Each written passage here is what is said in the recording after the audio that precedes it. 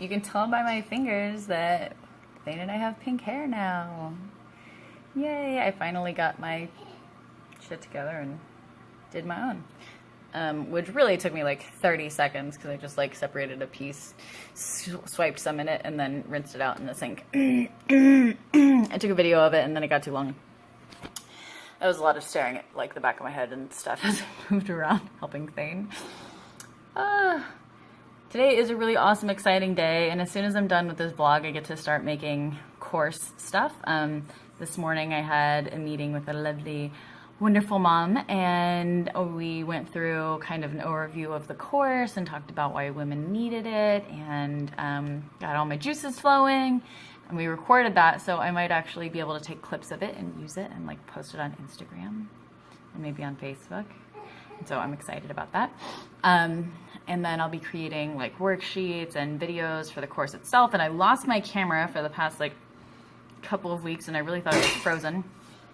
And it just felt like time, and I looked one more time and I found it in a place that I looked a million times before. So I'm super, super happy to have found my camera. I've had it for a long time. It's what I used to do photography. And it was really kind of shattering my whole world to not have my camera and to think that maybe it had gotten stolen or lost. So that is super exciting. I also had a like spiritual healing with Amethyst Joy, and she is phenomenal, amazing, very powerful human being. I've been wanting to find the right opportunity to tap into her resources and her abilities for a long time, and I was better than I could have ever imagined or expected. She's absolutely amazing. I'll definitely plug her link in the description, but she is well worth the money. I've been dealing with trauma from my childhood for a long time, and and I posted about, like on Saturday of last week, I posted about getting to a point in therapy where she asked me like where in my body, there's my little guy in his pink dress, where the trapped feeling that I had that made me feel frantic all the time, where that was in my body. And I had this like huge revelation, like it's like stunning visualization when she asked me that, when I actually like tried to get into it in my body, and it felt like this like toxic totem I had been carrying around since I was 4 and I was abused, and I know that it like mostly released when I had that realization, because even just then in the therapist's office, like a couple of minutes later, she was like, okay, let's get back into that and like work through it. And I was like, yeah, I can't feel it anymore. Like it's gone. So that was really powerful. And then working like since then, so it's been like a full week since then, and I've had sort of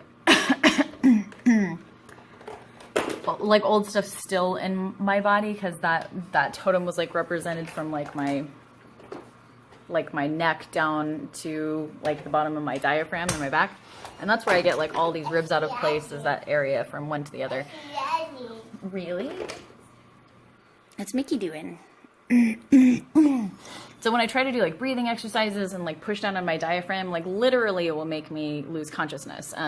It will make me like just start to like go limp and pass out if I try to push my diaphragm down and like stretch my diaphragm. Like my body really like has been holding on really tightly my whole life. And so she did a lot of energy work with me, and it was just amazing, all the things that like she felt and she said that I like was exactly what I was feeling and thinking. And I literally just like tears streaming down my face like through the entire hour that we talked.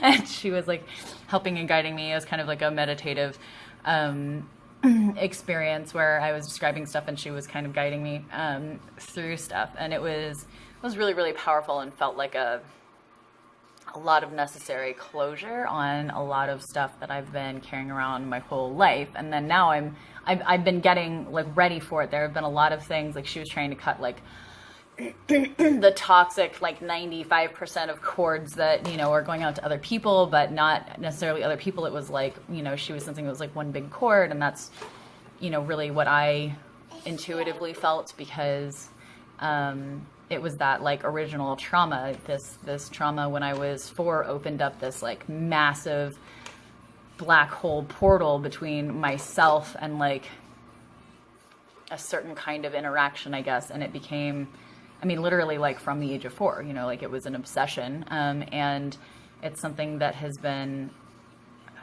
like such an ingrained part of me. And I had been, though, becoming more aware of that, because I'm in situations now where it's not really necessary or appropriate. Whereas before I was only attracting people into my life that like were appropriate for me to like behave in a certain way, as if I was like constantly trying to earn approval. And now the people that I, spend all my time talking to and working with are just so unconditionally like supportive and encouraging. And so I find that those behaviors in me are becoming more aware of them, because they're not necessary and appropriate. And so it's like there's a lot of shoulds, if, certain person has been like important on my journey in a particular period of time, that there are shoulds of like, oh, I should like kind of force myself to contact them and like, just let them know, like reassure them, and just realizing that like they're probably fine, like that's not really my responsibility. If they had something that they needed from me, they could contact me, and like I'm still upholding everything on my end that is within my integrity. Are you singing? No. So there's just all of this, like, I literally, I've been in such extreme relationships that were all me, like, holding it together so desperately.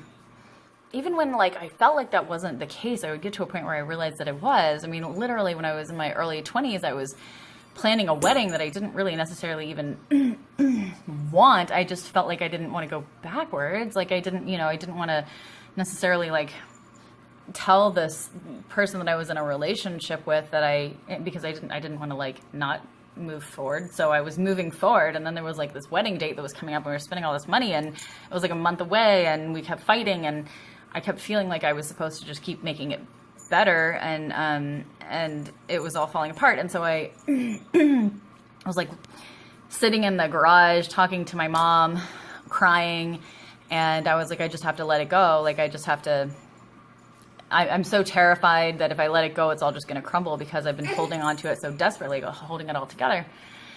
And so I literally, this is how massive this has been. Like, I literally like walked inside, and I went up to him and I said, I've been, and this is like the hardest thing in the world for me to say. And I said, I've been thinking about it, and I feel like we're not really ready to get married. I think we need a little bit more time. And he just looked me dead in the eyes, and he said, I think you're right. When can you move out? Yeah. And I was just like, that's how hard I was just holding it together. Like, I was just like grasping so desperately into like trying to get approval from someone that like, I really didn't like. That just wasn't a healthy situation. And so literally he walked out the door and went and stayed with his parents, and I found an apartment and moved out 3 days later, and we have literally never spoken again in our entire lives. That's how much it was like, there wasn't any, like, it wasn't a situation that like I was supposed to be in. I just was trapped in this. Like, I needed to have these relationships with people who like didn't really, I don't know, that like wanted me but didn't want me. Like, I don't even know.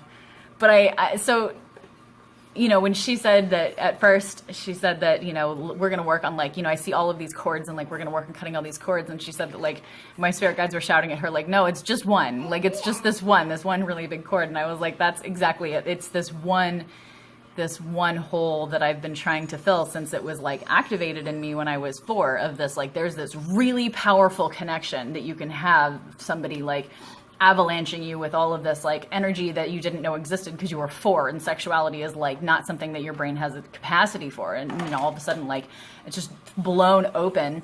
And so I was always seeking this broken kind of like masculinity, this broken kind of approval, and then not only seeking it but like chasing it down and holding on to it so tightly.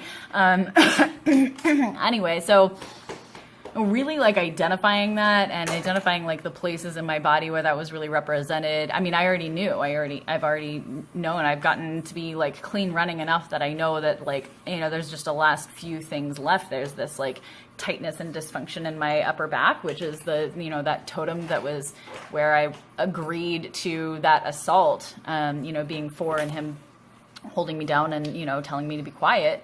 And me agreeing to do that. And, you know, I think that's one of the reasons why I didn't tell anybody or anything, is because he convinced me that I was consenting in a way, you know. And I've been holding on to that, like that relationship, I guess, with an energy. And so I've been seeking out that like broken energy, and I've been holding on to it, and, you know, like all of this stuff. So now I had already shaken free of like, I'd already identified like that energy versus like a healthy masculine energy.